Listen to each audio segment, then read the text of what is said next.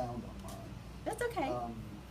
What I did was try to answer question 15, what period would I most like to live through or be part of, and that was the American Revolution, particularly the writing the Declaration of Independence. um, so I started with this, I'm just blank. It's coming of the American Revolution, yeah, Declaration of Independence, and these are not in order, but anyway, the next one was what I call the beginning of the end. After the French and Indian War, all this red territory, the red states, the red territory was belonged to Britain. The brown belonged to Spain. This gray territory was sort of no man's land among the British and the Spanish and the Russians. But Britain owned a vast amount of territory, having kicked France off the continent from way up in the north all the way down to Florida. And they lost Florida during the American Revolution, but that's the story. The question was, how would they govern this? And England, having fought this war, mostly, well, a large part of it in Canada, to defeat the French, wars cost a lot of money, and they went into great debt. And so to try to alleviate this debt, they thought of they were going to tax the colonists. And the colonists were not against taxes. They looked at it as a means of not as raising revenue for government, but as a means of regulating trade, and that's the way it had been. But the Stamp Act was different. The Stamp Act was raising revenue. Stamps were placed on most things, legal documents, newspapers, just about anything that was imported had a stamp on it. And there were stamp collectors, or collectors who would collect the money for the stamps. There were protests. This is where the discussion about representation came in. No taxation without representation. Colonists said, we are not represented in Parliament. Parliament says, yeah, you are. We represent everybody. We virtually represent the entire empire. So you really don't have any ground to stand on. The protests were so thorough and so compelling that Britain repealed the Stamp Act a year later, 1766. But it passed other acts laying taxes on things like lead, paint, tea, glass, and other imports. And the colonists, again, protested that. By 1770, the protests had hit a point to where England had put more British troops into the colonies, particularly Boston was sort of a hotbed of rebellion. And one night in March, with snow on the ground and everything, the number of Bostonians were harassing a British sentry at his post. And the sentry called for help, so some others came. And nobody knows exactly what happened, but the theory is somebody threw a rock at the sentry and knocked him down. And when he got up, he believed that he had heard the order to fire, because the crowd was yelling, "Fire, damn you, fire!" And so he thought he heard the order to fire. So the British soldiers fired and killed 5 people. It's called the Boston Massacre.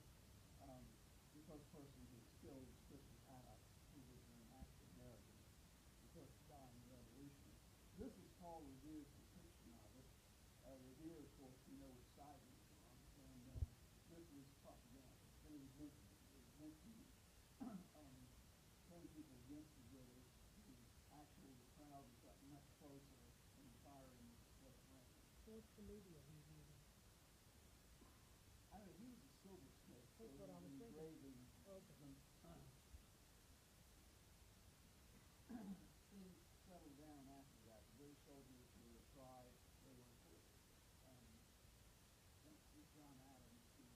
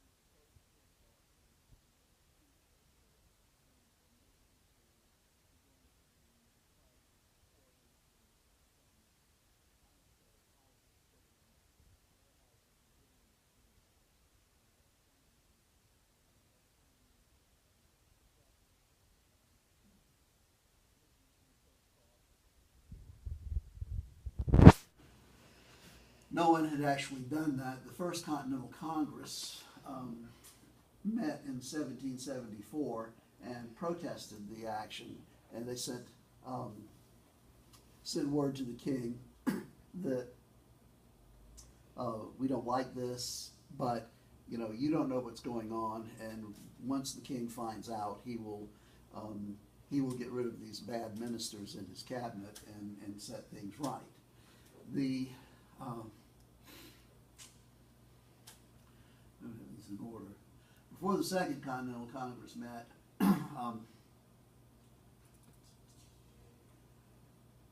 the British were marching out toward Concord to an arsenal that the Patriots had, and they were going to take their guns, their ammunition, and whatever else they had. This was Paul Revere's famous ride, except he didn't ride through the streets yelling the British are coming. He was supposed to meet James Otis and someone else out here to tell them the British are coming, get ready. And so these little blue people here are the Patriots, the Bennett men, and they began, again, nobody knows who exactly fired the first shot, but several Minutemen were killed, and they harassed the British all the way back to Boston by hiding and picking them off. So these were the shots heard around the world. The Second Continental Congress met in 1775, and most members still thought that they could, whatever they could do, it would be short of independence, that they could set this right and maybe operate a dominion of America within the British Empire. They did not really think of independence. Independence, though, came later, and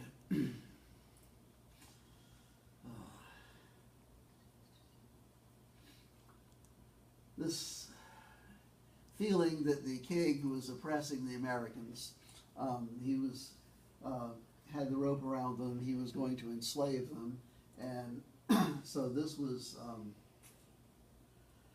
that was the general feeling. I didn't have Thomas Paine in here, but that Thomas Paine's common sense made a lot of difference.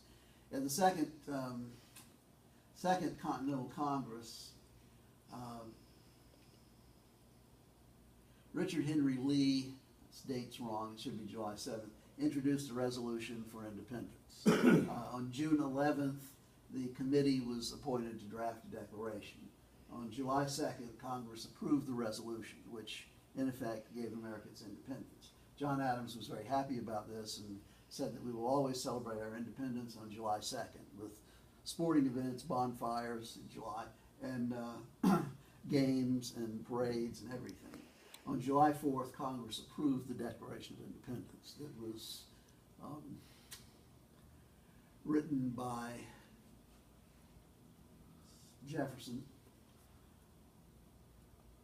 for the most part, with Benjamin Franklin and John Adams assisting, or at least copy reading. So that July 2nd date is to approve the writing of the declaration, not the adoption. It approved the resolution that had been, okay. The resolution said these colonies ought to be free of... A misconception of American history in my head. And not July 4th. Not July 4th. July 4th they approved the Declaration of Independence. Okay. We have fused that. Movies have fused it. And in the Declaration of Independence, Thomas Jefferson wrote a phrase indicting the king for foisting slavery onto the Americans and the colonists, and this was struck out of the Declaration in deference to South Carolina. The Declaration contained several Enlightenment ideas, namely self-governance, the right to change government, rule by consent of the governed, and life, liberty, and pursuit of happiness. I got John Locke's autograph in there since he was one of the Enlightenment thinkers that influenced the Declaration, and Thomas Jefferson. And so these two dates, July 2nd, Independence was declared by passing the resolution. July 4th, the Declaration was approved, and American Britain was separate. So, Cool. very good, yes. Very good. So my suggestion is that you need to speak over that. You need to Yes. take what you've done, and you Yeah. need to give your lecture over it. Okay. And then it will send you a link for each of those little projects. You take that link, it's a URL, Mhm. and you put it into eLearn using the little bicycle chain, remember on the HTML editor, the bicycle chain, how we made the hyperlinks? Okay. And then you go into class and you just click it.